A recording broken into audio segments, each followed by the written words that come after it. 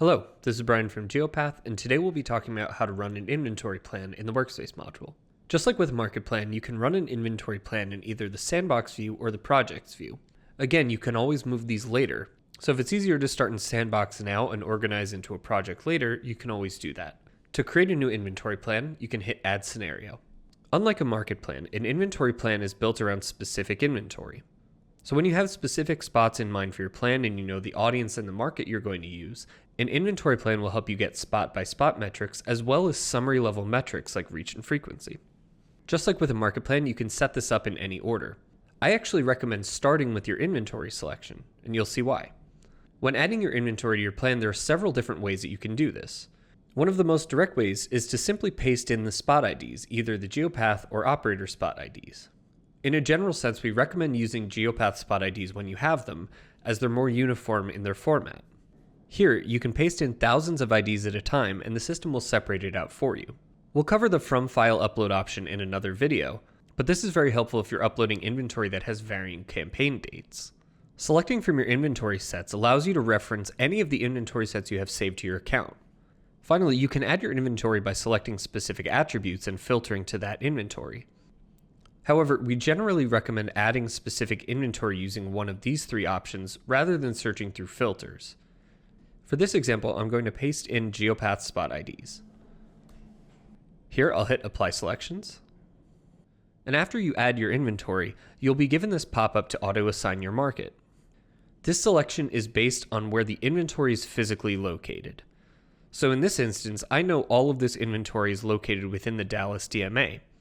I'll select DMA and hit Add as Individual here. However, if you were looking at inventory that was spread across several counties, for example, and you wanted to add those counties together into a custom geography, you could select County and then hit Add as Group. As a note, if you ever find the auto-assign confusing, you can hit Cancel Auto-Assign and assign your market manually. Again, in this case, I know all of my inventory is in the Dallas DMA, so I'll hit DMA Add as Individual. The reason I generally add my inventory first is that it can help fill out 3 of 4 of these options at the top here. As you just saw with that market auto-assign, my market is now set to the Dallas DMA. By adding my inventory first, the system now knows what market that inventory is in and what operators that inventory belongs to. So from here, all I have to add is my audience and my time period.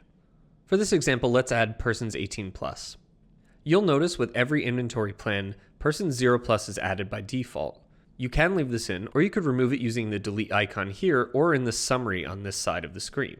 As a note, with every report, regardless of what audience you have added, you'll get a person 0+ total impression number, so you don't necessarily need to keep this person 0+ audience in your plan.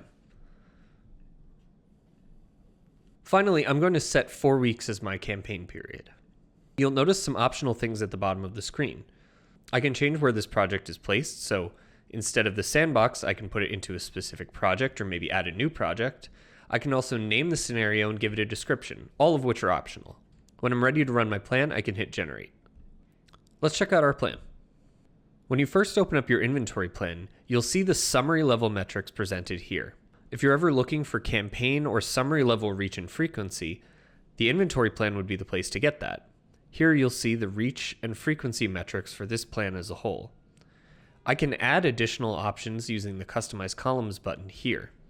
If I open the plan using this dropdown on the left, I can then look at the spot-by-spot metrics as well for each individual piece of media in the plan. Inventory plan is a really convenient way to see both spot-level metrics like this and summary-level metrics for an entire package.